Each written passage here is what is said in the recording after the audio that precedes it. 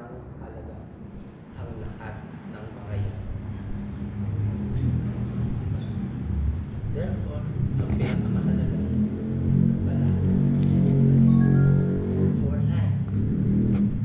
Walang mas mahalaga pa sa buhay. Kaya nga, people spend much to save his life. Para maprolong ang buhay, kahit nga mag-oxygen lahat ng gamot na po pwedeng pampatibok na lang ang puso, papadugtong na lang ang buhay, ngunit halos wala na rin buhay. Dinudugtong na. Ibig sabihin, ang buhay pala ang pinakamahalaga. Pero sabi ng Panginoon, kung nabigyan ko kayo ng buhay, bigyan mo kayo ng buhay. Mahirap kaya para sa akin na ibigay sa inyo ang inyong ikabubuhay. Hindi mahirap sa Panginoon na bigyan kayo ng tinapay. Hindi mahirap sa Diyos na bigyan kayo ng anumang pangailangan. Sapagkat buhay mismo na ibigay niya sa akin. Kaya yung buhay na ito is the best gift that God has given to each one of us. Wala nang ilan. Wala nang ilan. Kaya nga sabi ko, kung meron kayo kinakain, meron kayo sinaramin, maraming pagkain kaya lang kahit gano'ng karamihan. Basta kahit may dinadamit na kayo, masyahan na kayo. So, what does that mean? Meaning, the rest of what we need, God will surely provide for you. Because the Lord says, and through Paul, Apostle Paul, and my God will supply all your needs according to His riches and glory in Christ Jesus. So all of our needs, ibibigay niya. Hindi mahirap sa Diyos. Pero may requirement. Ano requirement? Yeah. Matthew, in the book of Matthew 6:33, the Lord says,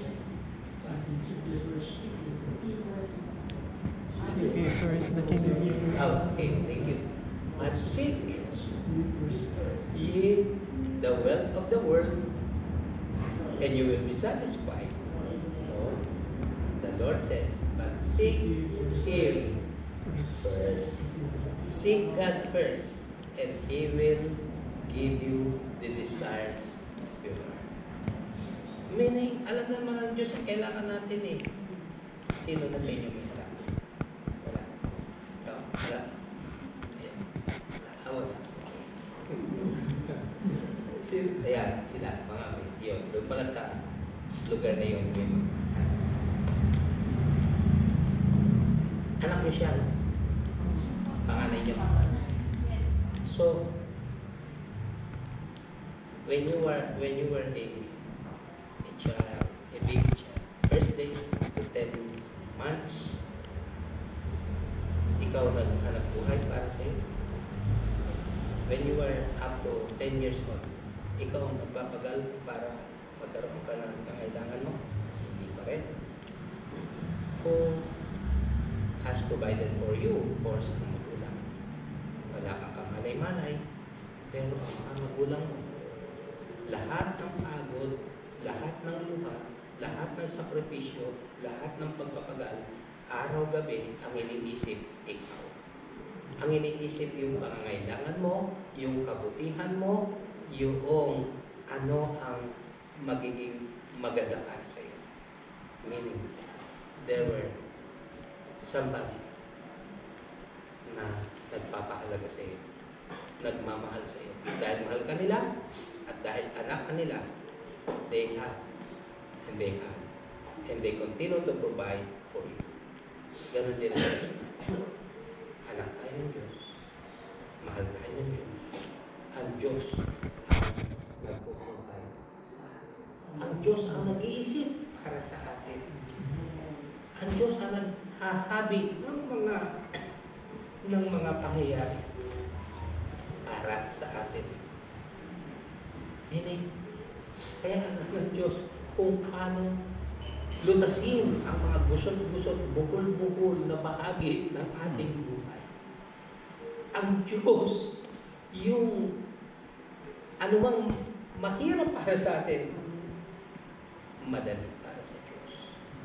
Anumang pinasukan natin, ginawa natin, o hindi natin sinasadya o gusto natin, nagkabuhol-buhol man yan, nagkagulo-gulo ang buhay natin, mali ang desisyon natin, bumagsak tayo, nasaktan tayo, ngunit kayang ayusin, inayos tayo, inaayos at patuloy na aayusin ng Diyos ang buhay natin dahil mahal na mahal niya tayo.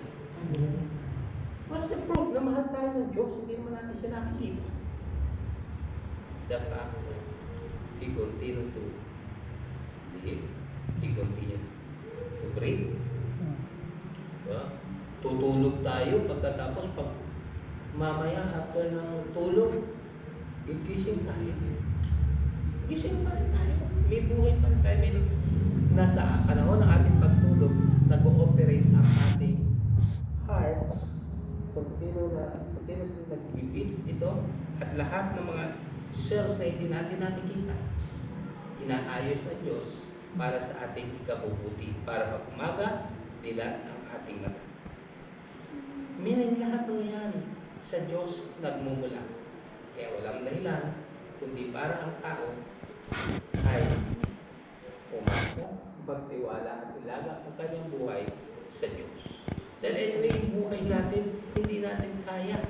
Hindi sa atin ang galing, kundi sa Diyos.